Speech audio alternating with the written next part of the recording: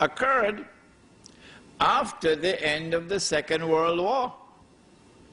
Very interesting things happened before that, but I don't want to keep you here until 11 o'clock, so let's cut out part of it. You can get it in this book here, Prohibition of Riba in the Quran and Sunnah. And let me take you go straight to the end of the Second World War. The European powers who were victorious, they now called an international monetary conference and invited the rest of the world to attend. It was held in a place in upstate New York called Bretton Woods. And there were Muslim countries present. Saudi Arabia was there. It was held in 1944. And out of the negotiations of Bretton Woods emerged the Bretton Woods Agreement, which created a new international monetary system. Two important things were agreed upon at Bretton Woods. Number one, prepare yourself for it. Not all checks can be cashed. Only one check. Which one? The US dollar. Only this currency can be redeemed for gold at $35 an ounce. So this is halal. But all the rest of the paper money in the world are now checks which cannot be cashed. You could exchange them for the US dollar, check for check, but you cannot cash them. That's the first agreement at Bretton Woods. And so now it's plain. This system is 99% haram, only 1% halal. That is the US dollar, which the US government has promised that if you come with US dollars, we will convert it for you to gold at $35 an ounce. We gave our word to you, and we will keep our word, and we put it on the US dollar. Did you see it? In God we trust. Ever saw it? The second thing that came out of the Bretton Woods Agreement was that not every individual can take his US dollars to have it converted into gold, redeemed. No, no, no, no, no, no, no. Only governments, only central banks can do it, not individuals. So are we not a part of the market? This system is now 99.9% haram.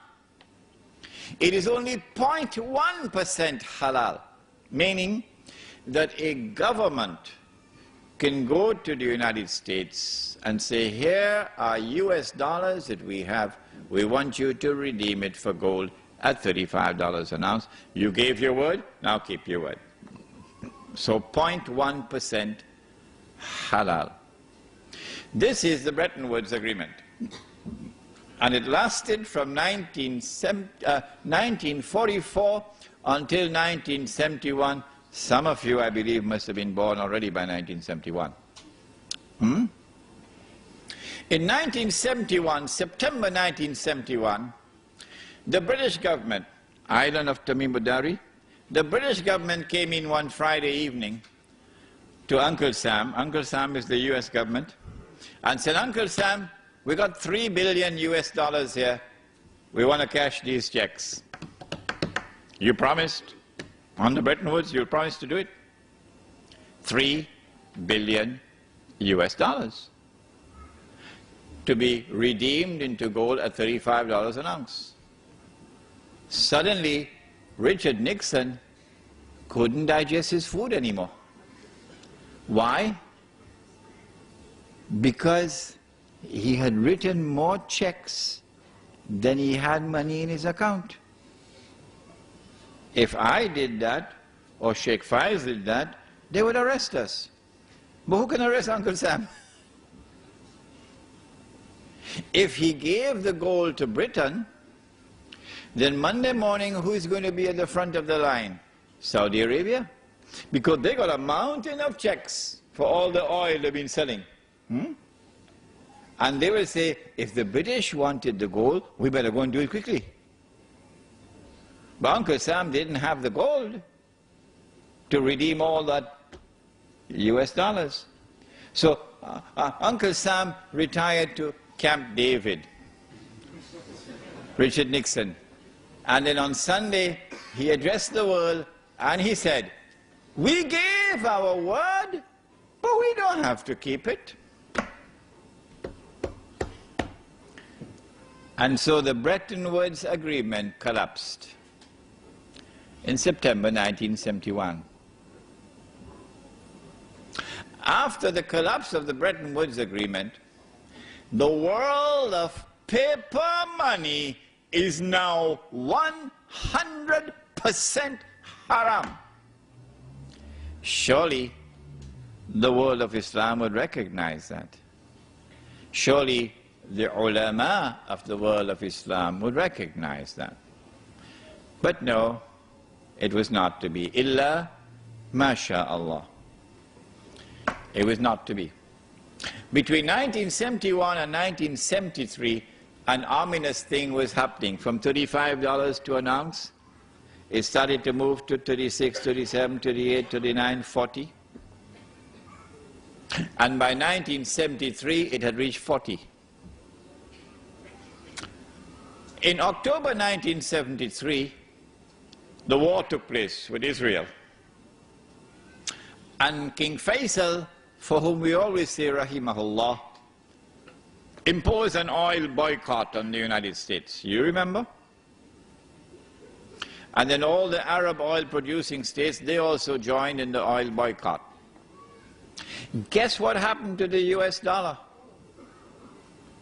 It collapsed by 400% overnight, from 40 to 160. Why? I ask this question, why? Because of an oil boycott, why should this happen? And then on the 15th of January 1980, the same thing happened again.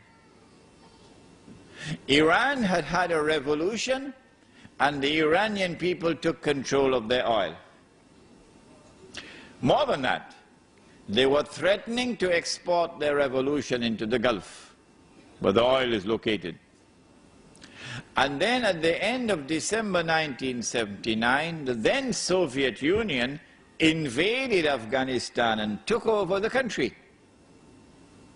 And Wall Street knew the reason why.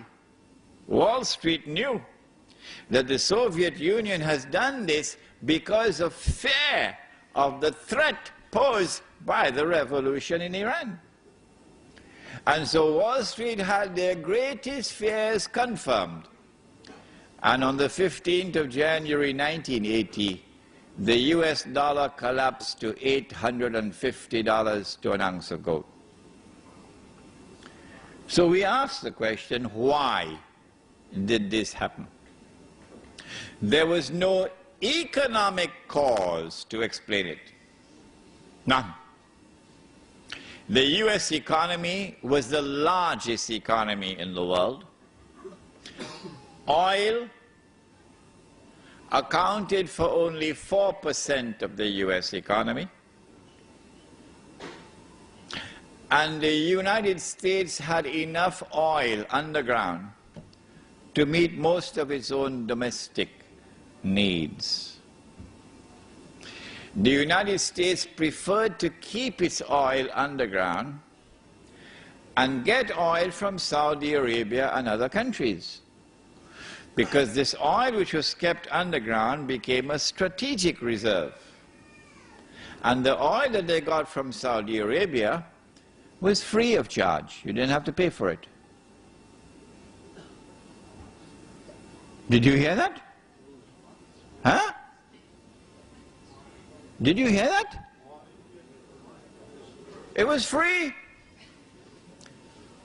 All that Uncle Sam has to do is to write checks that nobody could cash. One BMW, please, here's a check. Can I have a Mercedes, please? Here's a check. I have no money in my account.